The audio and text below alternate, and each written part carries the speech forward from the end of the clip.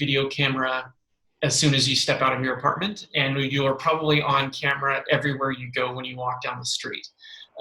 So it's like there are certain things that are in your life at every moment. But if you don't think about it, it's fine. But if you do think about it, you will see, and you look for it, you will see a camera just about everywhere you go, which can be scary. But they're also, like I've said a couple times, they're pretty open to that stuff because they do see the value, like tracking COVID-19 cases. If you're known to be somebody who's near somebody who's diagnosed with coronavirus, they want to trace that, and you can't remember where you were for the past 2 weeks because they want to know everywhere you were the past 2 weeks and who you could have come in contact with. If there's a day you can't forget, they'll go to the tape. They'll go to the camera and be like, oh, you said you were at McDonald's at this time and you can't remember where you went afterward? Well, let's follow the camera from McDonald's. Okay, you went here, then you went that direction, and then they'll kind of like pinpoint your path after that, and which is kind of scary, but at the same time, also helps identify where you were, and then identify other people who could be exposed to the virus, and then put them in quarantine for the safety of the people as well.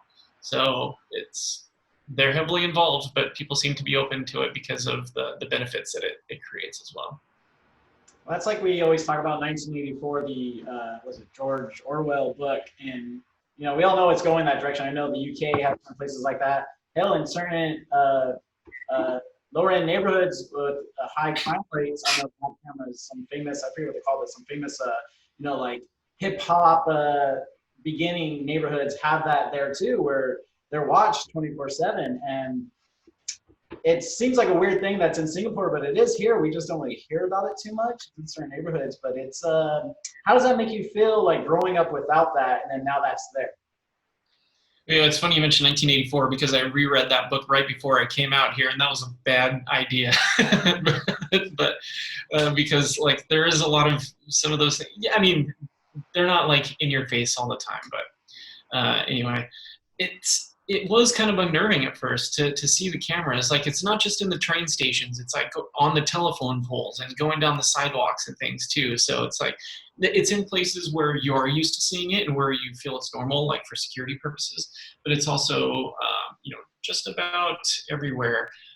So that was unnerving, but then you kind of forget about it because it doesn't impact your daily life. It's not like, oh, I crossed the street when there was a red light and then a ticket showed up in the mail because somebody saw it, right? Like, none of that takes place. So I think because of that, it's like people are more open to it, and it doesn't impact your daily life. So it's not kind of this looming presence, at least not anymore. It kind of was at first. I was pretty nervous at first. Now I'm okay.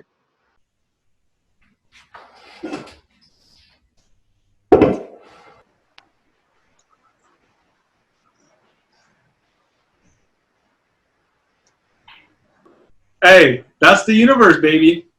That's awesome, man. Crazy thing is, I got a phone call too. It was from an old friend. He's like, hey, I heard an old podcast we did together. It's not for you. Don't do it. Just stop. I'm fucking around. I was just about to say, you better tell him, fuck you. But I also have some things to share. But dude, we'll just jump right into it. We'll start off with what the show's about, and then I'll just pass it directly on to you, and you can talk about how it's affected you, and then you talk for a little bit. We'll just bounce off each other, and then I'll go, and then we'll go into like what's going on in the world and all this other bullshit. Oh, cutting out. Ah, fuck. It's weird, like when you do DMT.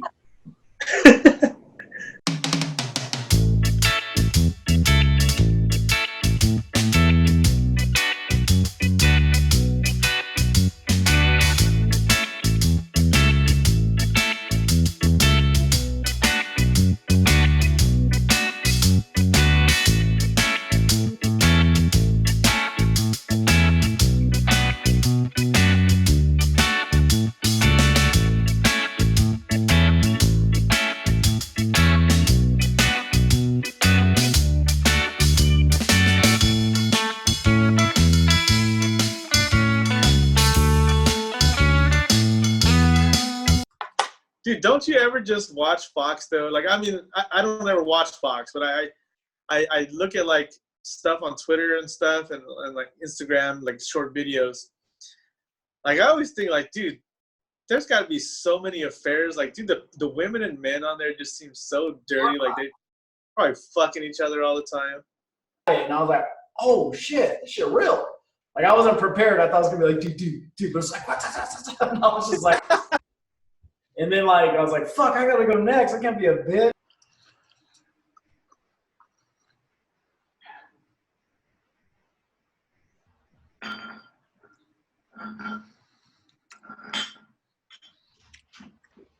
In the end, I was like, thank you for agreeing to have this threesome with me. You know? They're like, oh, fuck, leave my hand. You know, like, but I dragged it out forever. They had to keep playing with the teacher. Was like, keep going, keep going. What's his name? I don't remember.